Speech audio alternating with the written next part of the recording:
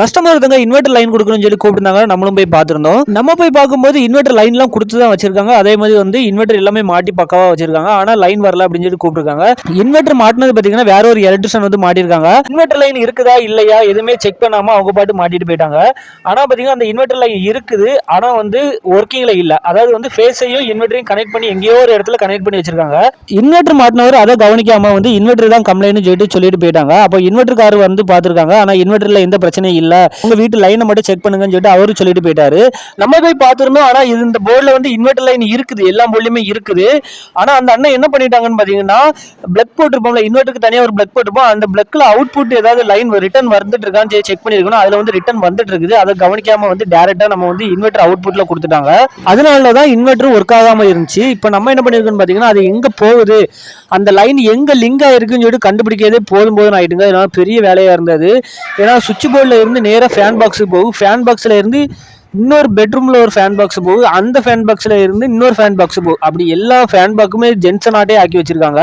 இப்படி அங்கேயுமா ஜென்சன் போட்டு இருந்தனால அந்த ஒயரை கண்டுபிடிக்க ரொம்பவே ரிஸ்கா தான் இருந்துச்சு. அதுக்கப்புறம் நம்ம ஒரு வழியா கண்டுபிடிச்சிட்டோம். அதே மாதிரி பாத்தீங்கன்னா எல்லா ஜென்சனுமே ஜாயிண்ட் நியூட்ரல் ஜாயிண்ட் எல்லா ஒயருமே ஜாயிண்ட்டுங்க. ஒரே ஜென்சன்ல எல்லாமே ஜாயிண்ட்.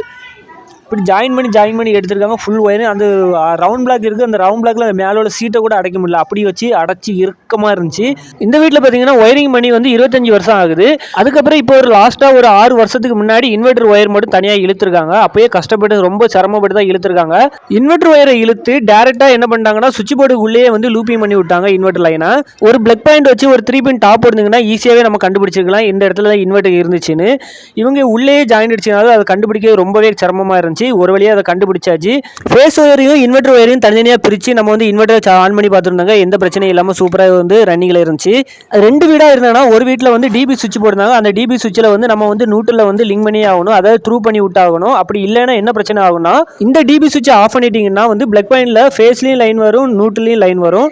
அதே மாதிரி எல்லா லைட்டுமே பிளிங்காய் எரியறதுக்கு நிறையவே வாய்ப்பு இருக்குது. அதனால வந்து எக்ஸ்ட்ரா டிபி சுவிட்ச் இருந்தால் கட்டாயமாட்டு வந்து நம்ம வந்து நியூட்ரலை வந்து லிங்க் பண்ணி ஆகணும். அப்படி இல்லைனா வந்து ரிட்டர்ன் கரண்ட் வரைக்கும் நிறையவே வாய்ப்பு இருக்குது. மெயின் சுவிட்ச் ஆஃப் பண்ணிட்டு இருந்தாலுமே மெயின் சுவிட்ச் ஆஃப்ல தானே இருக்குன்னு சொல்லிட்டு நம்ம வந்து வேலை பார்க்க முடியாது. இந்த வேலையை பத்தி நீங்க என்ன நினைக்கிறீங்கன்னு சொல்லிட்டு கீழே கமெண்ட்ல சொல்லிட்டு பார்க்க நானும் பார்த்து தெரிஞ்சுக்கிறேங்க.